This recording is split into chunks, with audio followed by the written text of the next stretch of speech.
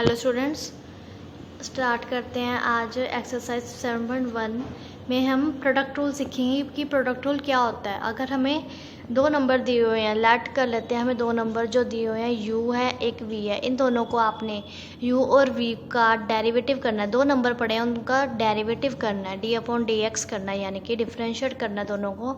तो कैसे करेंगे, जिसको हम बाय प्रोडक्ट रूल के द्वारा करेंगे। प्रोडक्ट रूल होता क्या है, सबसे पहले प्रोडक्ट रूल आप देखो, u जो आपको फर्स्ट फंक्शन है, ठीक है, जो ये u है आपका, ये फर्स्ट फंक्शन होता है,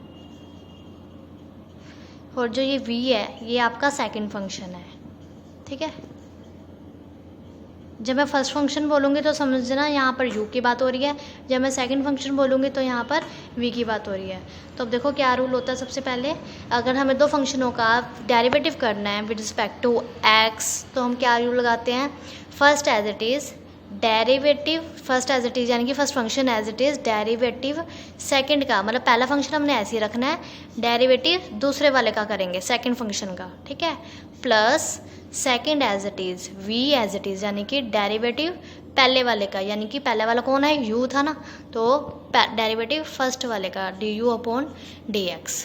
तो ये तो आपका है फर्स्ट रूल यानी कि प्रोडक्ट रूल, ठीक है। तो आपने ये फार्मूला याद रखना है प्रोडक्ट रूल का। जैसे अभी हम क्वेश्चन ले लेते हैं, मान लो मैंने यहाँ पर लिया एक्स स्क्वायर और एक तरफ यहाँ पर लिया 3, ठीक है। अब आपको इसका सिंपल प्रोडक्ट रूल करना है, लेकिन हमें उसके लिए यहाँ पे 3 नहीं होगा, 3x लेते हैं, क्योंकि दो फंक्शन x में ही होने चाहिए वो, तभी हम प्रोडक्ट रूल लगा सकते हैं। अगर ऐसे x, मान लो मैंने x नहीं लगाया यहाँ पर, x इंटू 3x ये रहे, तो हम सिंपल डेरिवेटिव भी कर सकते हैं इसका, ठीक है, कि पावर आ गया, इसमें से माइनस हुआ पावर में से, तो इसका 2x बनेगा, यहाँ पर 3, तो 6x आंसर आ गया, ठीक है। लेकिन जो दो फंक्शन की मल्टीप्लाई पड़ी हो, यानी कि दोनों फंक्शन x में हो, पहला फंक्शन भी x में, दूसरा फंक्शन भी अगर x में, तो उसमें हम प्रोडक्ट रूल का यूज़ करते हैं। आई होप आपको समझ आया होगा प्रोडक्ट रूल कहाँ लगाएंगे। अगर दो फंक्शन हमें दिए हुए हैं और वो दोनों ही एक वेरिएबल में है, यानी कि एक फंक्शन में है x में, ठीक है, सेम वेरिएबल, जैसे ये फर्स्ट फंक्शन हो गया आपका, ये वाला सेकंड फंक्शन हो गया, तो अब इसमें देखो प्रोडक्ट रूल कैसे लगाएंगे, हम d/dx लगाते हैं, ठीक है। एग्जाम्पल है एक तरह से ये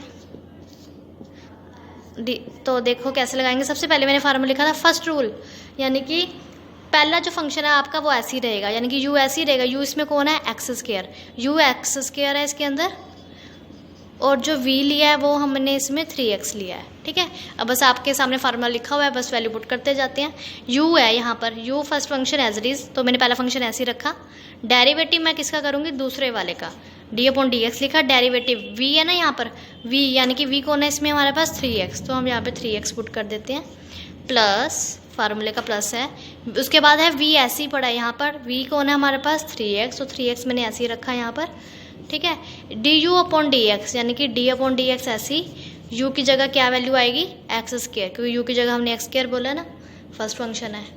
तो यानी कि आप फार्मूला जब भी आप लगाओगे दो फंक्शनों पर कैसे लिखोगे इसको, first function as it is, यानी कि सेम जैसे दे रखा है वैसे ही लिख देना है, first function as it is derivative second function का, plus second function as it is derivative first function का, ठीक है।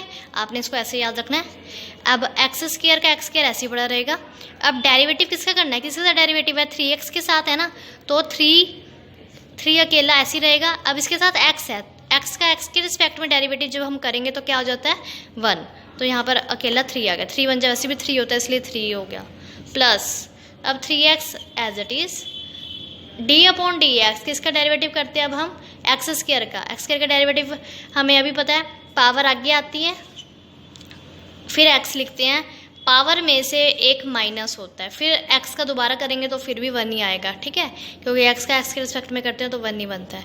तो अब इसको थोड़ा सीधा कोलेक्ट करके लिख सकते हैं, 3 × x², 3x² बन गया, ठीक है, ये 3x बना हुआ है ऐसे ही। तो अब यहाँ पर क्या बना है, 2x, दो में से एक गया, एक यानी कि पावर 1, तो लिखो ना लिखो एक ही बात है, ठीक है। अब इसको हम सॉल्व कर लेते हैं, 3x² ऐसे ही, प्लस 3 × 2 = 6, x मल्टीप्लाई x कितना हो जाएगा, x², base same, power add होती है, दोनों के बेस सेम है, पावर दोनों की 1 और 1 है, तो 1 और 1 क्या हो गए, 2 बन गए, ऐड हो गए, ठीक है। अब 6 और 3 और दोनों के जो कोफिशिएंट वो x² है, तो यानी कि हम 6x² + 3x², 6 और 3 कितने हो गए 9, 9x²। तो आपका ये डेरिवेटिव का आंसर आ गया, यानी कि d/dx हमने जब करा, किसका करा था हमने, x.3x का फर्स्ट फंक्शन और सेकंड फंक्शन जब डेरिवेटिव करा विद रिस्पेक्ट टू x, तो हमारा जो आंसर आया वो आया 9x²। ठीक है, ये तो सिंपल एक तरह से मैंने एग्जांपल दिया है।